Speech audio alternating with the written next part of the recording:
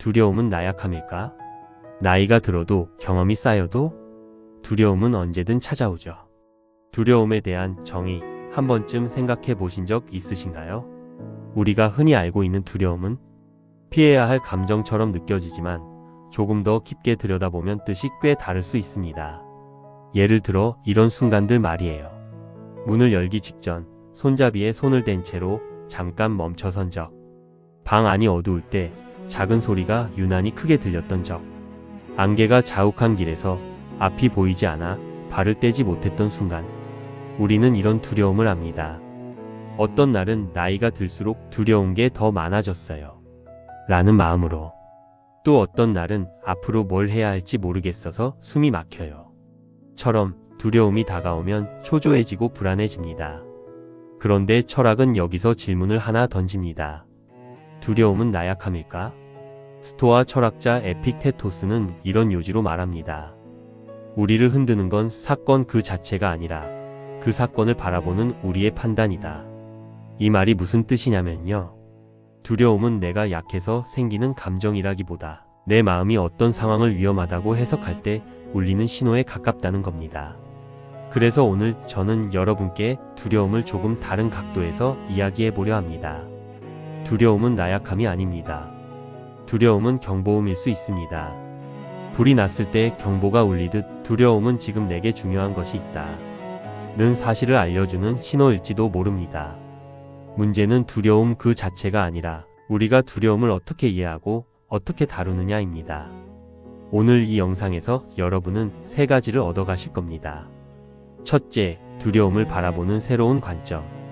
둘째, 두려움을 다루는 철학적 기술. 셋째, 오늘 당장 할 수 있는 작은 실천. 소나무 철학과 함께 천천히 함께 걸어가 보시죠. 두려움을 제대로 다루려면 먼저 우리가 두려움에 대해 갖고 있는 오해를 풀어야 합니다. 오해 하나. 두려움은 없애야 한다. 많은 사람들이 생각합니다. 두려움만 없어지면 모든 게 해결될 텐데. 하지만 두려움은 감기가 아닙니다. 약을 먹으면 사라지는 증상이 아니에요. 두려움은 파도와 같습니다. 우리는 파도를 없앨 수는 없습니다. 바다가 있는 한 파도는 필연적으로 옵니다. 우리가 할 수 있는 건 파도를 피하는 게 아니라 파도와 함께 헤엄치는 법을 배우는 겁니다. 두려움은 없앨 대상이 아니라 이해하고 함께 가야 할 동반자입니다. 여러분께 묻겠습니다. 여러분은 지금까지 두려움을 참아냈나요? 아니면 이해하려고 했나요? 오늘 해볼 작은 실천이 있습니다. 지금 느끼는 두려움 하나를 떠올려 보세요. 한 문장이면 됩니다. 나는 이것이 두렵다. 막연히 두려운 감정이 아니라 어떤 것이, 어떤 상황이 두려운지 명확하게 정의를 내리면 두려움을 해소할 수 있습니다. 오해 둘. 두려움이 있다는 건 내가 약하다는 뜻이다. 다른 사람들은 참 용감하네. 내가 나약한 건가? 아닙니다. 두려움은 약함의 증거가 아니라 살아있다는 증거입니다. 나무를 생각해 보세요. 바람이 불 때 흔들리지 않는 나무는 없습니다. 뿌리가 깊은 나무도 줄기가 굵은 나무도 흔들립니다. 흔들린다는 건 단단히 박혀 있다는 뜻입니다. 두려움을 느낀다는 건 여러분에게 지키고 싶은 무언가가 있다는 뜻이에요. 오해 셋. 용기는 두려움이 없는 상태다. 용기를 착각하기 쉽습니다. 두려움 없이 나아가는 것이라고요. 하지만 진짜 용기는 다릅니다. 용기는 두려움과 함께 걷는 겁니다. 등대를 떠올려 보세요. 등대는 폭풍이 없을 때 필요한 게 아닙니다. 폭풍 속에서, 어둠 속에서 빛을 켜는 게 등대의 역할이죠. 두려움이 있는데도 한 걸음 내딛는 것. 그게 용기입니다. 용기는 두려움과 함께 걷는 동반자입니다. 두려움이 올라올 때는 옆에 용기도 함께 있다는 사실을 잊지 마세요. 오해 넷. 생각을 멈추면 해결된다. 생각하지 말자. 그냥 하자. 이런 조언 많이 들어보셨을 겁니다. 때론 통하기도 합니다.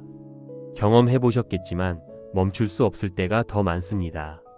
두려움은 생각을 멈춘다고 사라지지 않습니다. 오히려 무시한 두려움은 어둠 속에서 더 커집니다. 밤에 방문을 닫아놓고 불을 끈다고 방 안의 물건이 사라지는 게 아니듯 두려움도 외면한다고 없어지지 않아요. 우리가 할 일은 생각을 멈추는 게 아니라 생각의 방향을 바꾸는 겁니다. 오해 5. 시간이 지나면 저절로 사라진다. 시간이 약이야. 맞는 말입니다. 하지만 시간만으로는 부족합니다.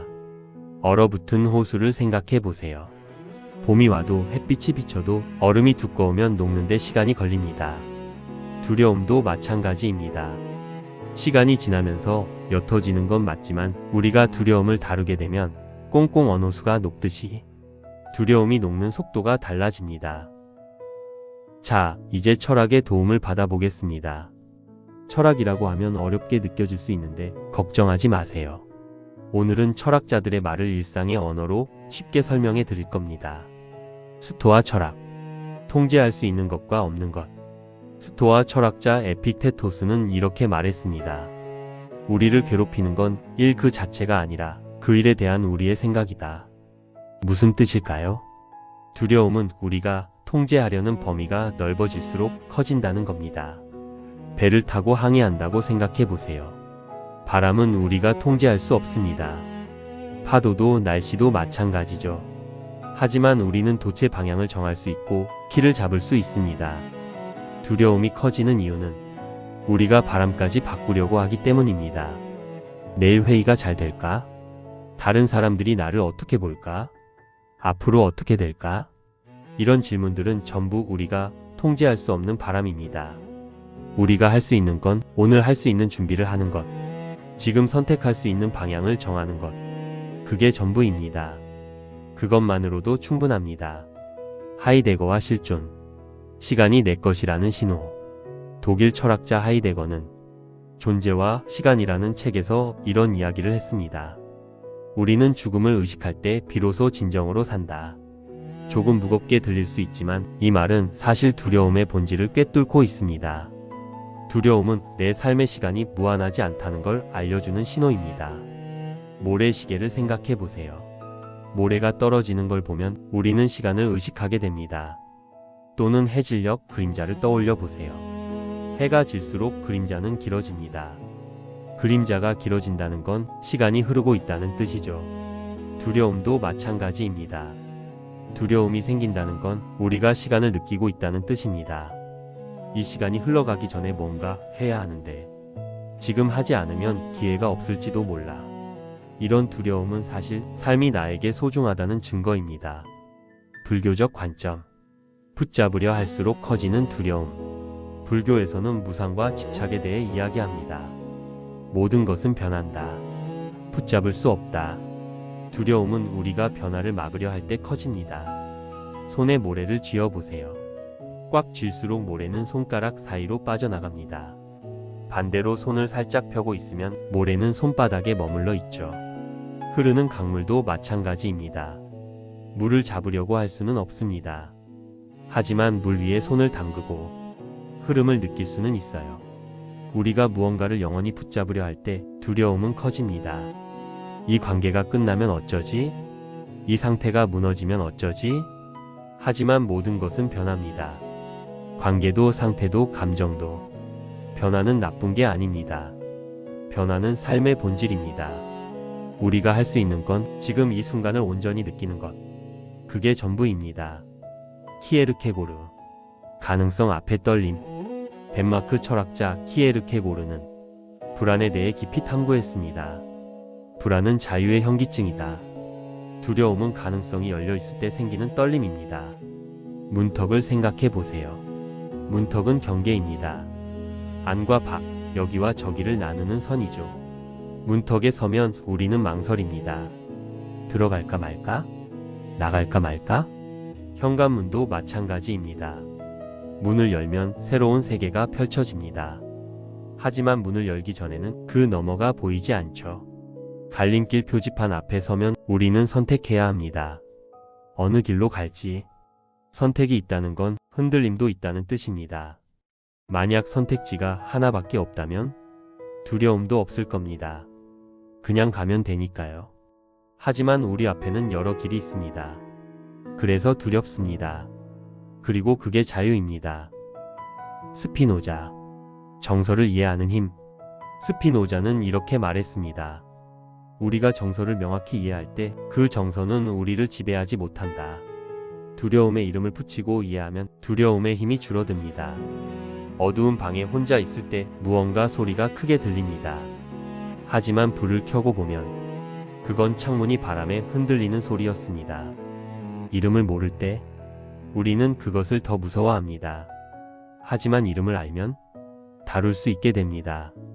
두려움도 마찬가지입니다. 나는 지금 뭐가 두려운 거지?